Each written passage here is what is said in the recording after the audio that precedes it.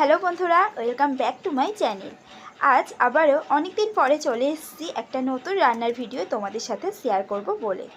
আজকে আমি বানাবো পটল আলুর কষার রেসিপি।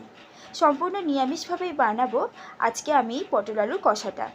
পটল আলুর কষা বানাতে তোমরা সবাই পারো, কিন্তু আমি কিভাবে বানাবো সেই ভিডিওটাই শেয়ার করব তোমাদের সাথে। তো চলো ভিডিওটা শুরু করা যাক।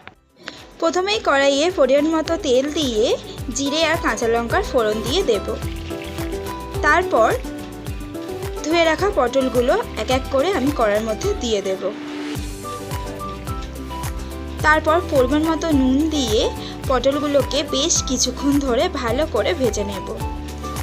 যেহেতু এই পটলগুলো একটু বড় বড় করে কাটা, তাই বেশ কিছুক্ষণ ধরে ভালো করে না ভাজলে তরকারিটা একদমই ভালো হবে না, আর পটলগুলোও খেতে একদম ভালো লাগবে না। এবার আমি গ্যাসটাকে মিডিয়াম ফ্লেমে দিয়ে একটু চাপা দিয়ে দিয়ে পটলগুলোকে ভালো করে ভেজে নেব। একটু চাপা দিয়ে দিয়ে ভাজলে পটলগুলো একটু তাড়াতাড়ি ভাজা হয়ে যায়, বেশিক্ষণ সময় লাগে না। দেখো বন্ধুরা, আমার পটলগুলো ভাজা প্রায় হয়ে এসেছে।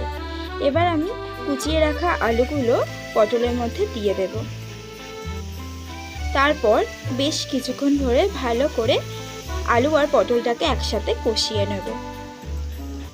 পটল আলুটা কষাবার সময় এতে পরিমাণ মতন হলুদ আর নুন আমি অ্যাড করে দেব। আর তোমরা যদি এতে লঙ্কা গুঁড়ো অ্যাড করতে চাও তো করতে পারো। আমি যেহেতু শুধু কাঁচা লঙ্কা দিয়েই পুরো রান্নাটা করব, তাই আর লঙ্কা গুঁড়োটা দিলাম না।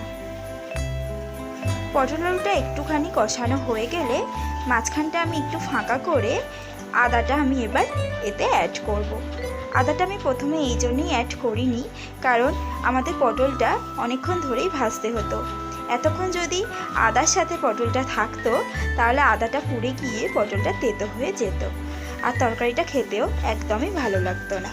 তাই জন্য আমি আদাটা এখন শেষে অ্যাড করলাম।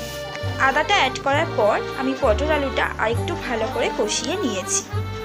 কষানো হয়ে গেলে আমি পরিমাণ মতো জল এতে অ্যাড করব। যেহেতু এটা পটল আলুর কষা, সেহেতু আমি মাপটা বুঝেই এখানে জলটা দেব। তারপর আমি ওপর থেকে কুচিয়ে রাখা টমেটোটা ছড়িয়ে দেব। তারপর 10-15 মিনিট ফুটিয়ে নিয়ে ওপর দিয়ে ধনেপাতা ছড়িয়ে নামিয়ে নিলেই রেডি হয়ে যাবে আমাদের এই পটল আলুর কষা রেসিপি। আমার এই রেসিপিটা তোমাদের কেমন লাগলো আমাকে কমেন্ট করে জানাতে একদমই ভুলো না।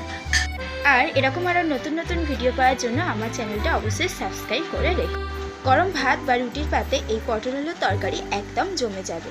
তোমরা একবার হলেও বাড়িতে ট্রাই করো। তো চলো বন্ধুরা, আজকের মতো টাটা।